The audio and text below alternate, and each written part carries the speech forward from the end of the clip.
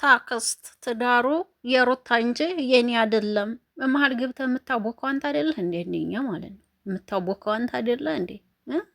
እና ወንድምህ ከሆነ እሷ ደግሞ በፊት እኮ ሩታ ላንተ እንዴት እንደምትሆንልህ እናውቃለን አይደል?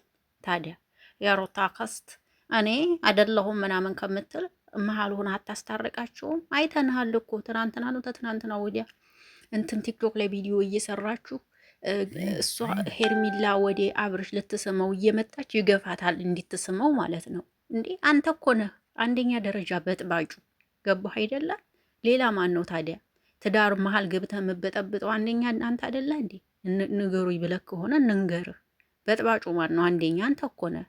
ሰላም ሰላም፣ እንዴት ናችሁ? አይና ለምን ለዚህ ቤት አዲስ ከሆናችሁ ቤተሰቡ ነው አብራችሁ ላላችሁ አመሰግናለሁ። ዛሬ ባቤላ መጥቻለሁ። የሆነ ነገር ሲናገር ሰምቼ ጭራሽ ለሩታ እና አክስት ማስጠንቀቂያ ይሰጣል እኮ። ጉድ እኮ ነው። መጀመሪያ ቆም ብለህ አሰብ እስኪ። ምን አርጊያለሁ? ምን እያረኩ ነው የሚለውን። ሄርሚላን ወዲሁ ህይወቱ ያመጣው ማን ነው? አንተና ያን ብሩክ የሚባል ልጅ አይደላችሁ እንዴ?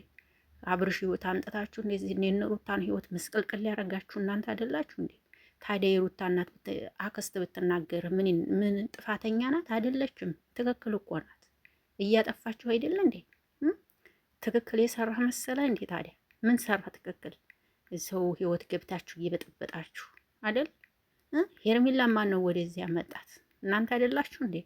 ንገሩ ይካልክ ማለት ነው። ደግሞ ጥፋትህን እኮ አታምንም እንኳ ጭራሽ ደግሞ ሰውን ጥፋተኛ ልታረግ ልትወቅስ ትመጣለህ።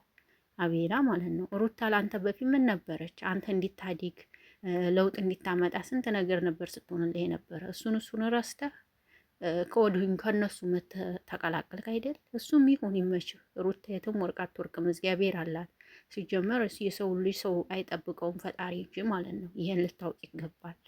ስለዛ ደግሞ አንተ ሰው ለሰው ላይ ደግሞ ዛቻ ልታደርስ መጣ። እባክህ ይመችህ። ለማንኛውም እሺ ቀስ ብለህ ሄደግ። እስመ አብ ወወልድ ወመንፈስ ቅዱስ። ይገርማል በጣም በእውነት እንዴ!